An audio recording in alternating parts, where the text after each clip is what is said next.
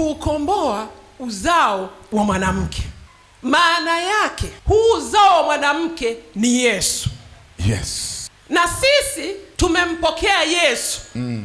Akawa Bwana na Mwokozi wa maisha yetu. Yes. Tukajikuta tunaitwa watoto au wana wa Mungu. Kila kilichozaliwa na Mungu, yes, haimaanishi magorofa na majumba. Kilichozaliwa na Mungu ni wewe na ni mimi. Na kuna mahali Mungu ameamua kuweka waziwazi kabisa. Anasema yeye Kristo ni mzaliwa wa kwanza katikati au miongoni mwa ndugu wengi. Kwa hiyo Yesu ni mzaliwa wa kwanza kwa ule uzao wa mwanamke. Ninayo furaha kwamba mimi pia ni mwana wa Mungu. Amen. Yesu ni kaka yetu mkubwa, ni mzaliwa wa kwanza Dio, miongoni mwa ndugu wengi. Kwa unaweza kuona pamoja na kwamba Yesu ni Mungu, lakini Yesu pia ni mwana wa Mungu. Yes. Na kama Yesu ni mwana wa Mungu, anasema Baba na mimi tu umoja. Aliyemwona Baba amemwona Mwana. Yes. Kama Yesu ni mwana na sisi ni wana, na sisi na Mungu ni wamoja. Yes. Mtu akituona sisi anatakiwa awe amemwona Baba wa mbinguni. Amen. Haleluya. Amen. Sasa kumbe na wewe ni mwana wa Mungu. Amen. Ni uzao wa mwanamke. Yes. Kama unakubaliana na mimi, piga makofi kwa Mungu. Amen, amen, amen, amen. Tumesoma kwenye ule mstari wa 15. Anasema nami nitaweka uadui kati yako na huyo mwanamke, na kati ya uzao wako na uzao wake. Yes. Na huo utakuponda kichwa na wewe utauponda kisigino. Yaani sisi tutauponda uzao wa nyoka kichwa. Yes. Lakini na uzao wa nyoka utatuponda nini? Kisigino. Maana yake ni nini? Wengine wangesema hapo mama asingesoma, hiyo inataka kuharibu. Hapana. Imeandikwa, ina maana yake. Sisi tunapoponda kichwa cha nyoka, kwenye kichwa kuna milango yote mitano ya fahamu. Kwenye kichwa utakubaliana na mimi kuna macho. Kwenye kichwa utakubaliana na mimi kuna mdomo au ulimi, mahali pa kuonja. Yes. Kwenye kichwa kuna masikio. Kwenye kichwa kuna mlango mwingine. Mlango gani? Kuna pua. Yes. Kunusa. Kwa hiyo milango yote mitano ipo kichwani. Sasa ni Mungu, haya ni maneno ya Mungu mwenyewe. Hakumpa kazi mtu mwingine. Yes. Na ni muhimu sana kusikiliza ya Mungu kuliko kusikiliza watu wanasema nini kwa habari ya maisha yako. Yes.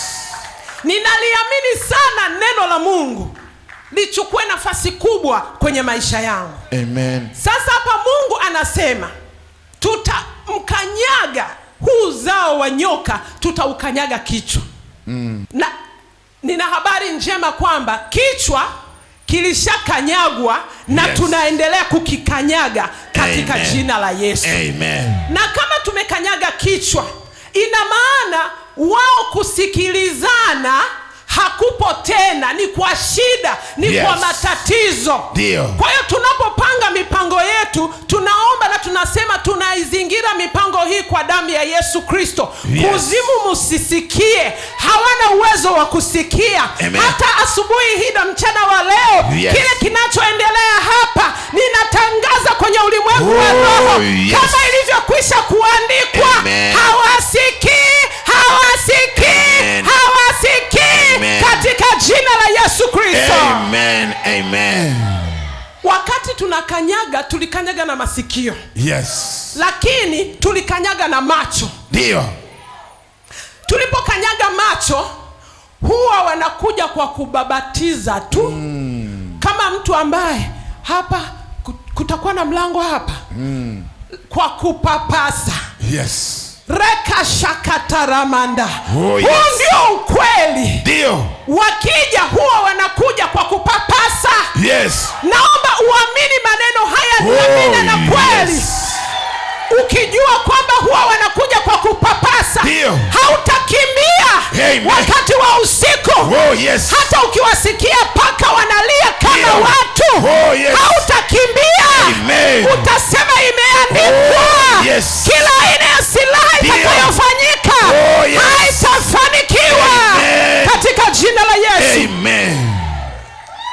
Macho yalishakanyagwa. Wewe ambaye ni mdhaifu leo, unasema kwa kweli hii ni vita, huu ni ugonjwa, haya ni mateso. Walikuja kwa kupapasa. Wewe hiki ndicho ulichoandikiwa. Kwa kupigwa kwake uliponywa miaka 2000 iliyopita. Macho yamekanyagwa. Masikio yameshakanyagwa. Hebu fanya hivi kidogo. Wakumbushe Bwana. Mambo ya kukumbushana ni ya muhimu. Ukiwa unaongea maneno, ninakukanyaga na kanyaga macho. Twende pole pole tu, usiende kwenye mengine. Kanyaga macho kwanza, kanyaga na masikio. Usinitangulie mawazo, usinitangulie mbele. Kanyaga macho, kanyaga na masikio. Wakumbushie katika jina la Yesu Kristo mwana wa Mungu aliye hai. Hamsikii kwa sababu tayari uzao wa mwanamke umekukanyaga, umekanyaga. Nimesha kukanyaga masikio, nimesha kukanyaga na macho yako. Hauoni, kumbe ni kipofu. Kumbe huwa hauoni na fujo zako zote. Kumbe huwa hausikii, huwa unakuja kwa kubahatisha tu. Aha, leo nimekumbushwa kwamba mimi ninaona kwa sababu macho ya mioyo yetu